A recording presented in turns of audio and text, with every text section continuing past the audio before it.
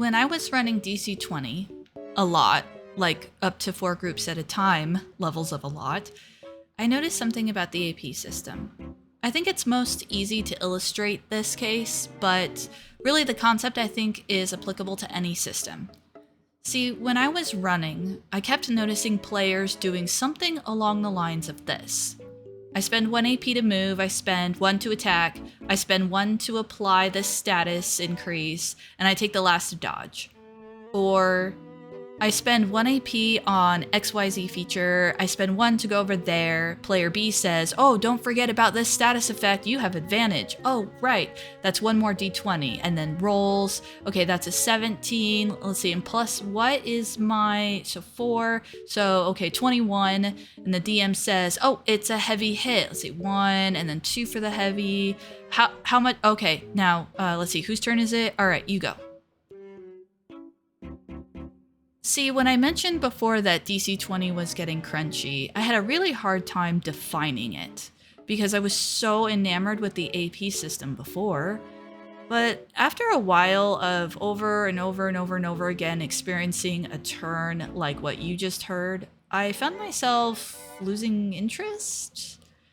Because in all of the turn I just described above, you didn't even know the where, who, what, or why to any of that.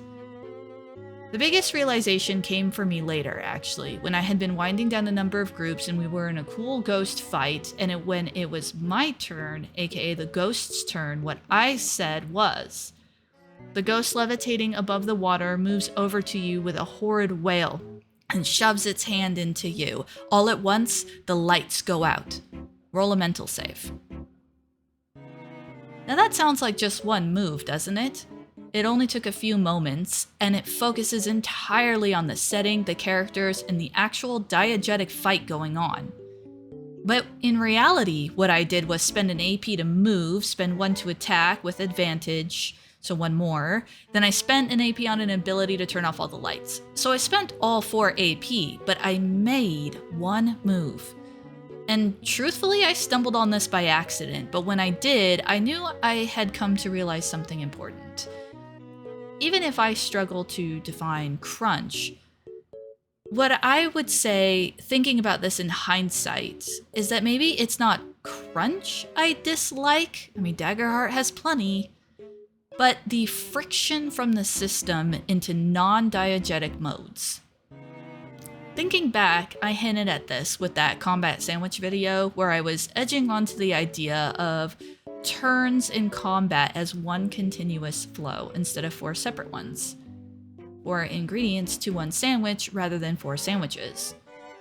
And taking this to that idea of the diegetic versus the non, it really hits me that I think this is what people are talking about when they refer to crunch.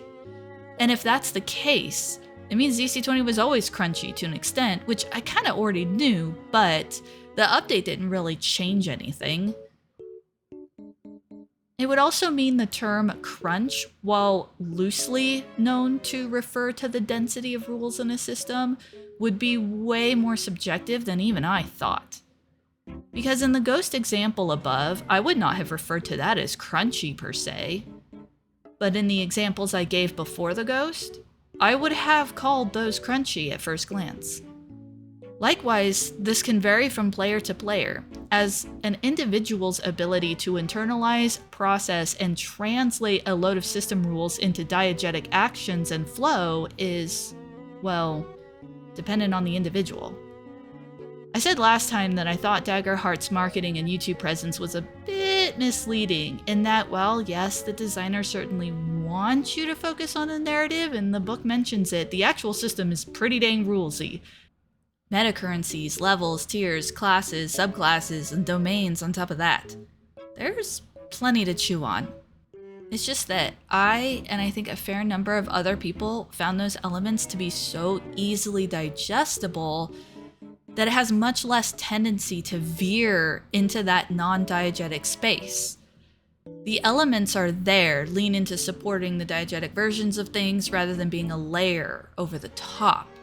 I feel systems like D&D and DC-20 are more designed to be a system, to be a layer over the top where you lower the opacity down and you see the diegetic underneath. It's been really interesting to go back and look at things from this new lens of exactly how I see crunch and what it means to me. Especially when I then consider how to translate that into helping my players get closer to that goal of not getting stuck in the system but playing the story. Or heck, if getting stuck in the system is the goal, because for some, it might be. Anyway, these are just my thoughts. Let me know what you think. And thanks for watching. Cheers.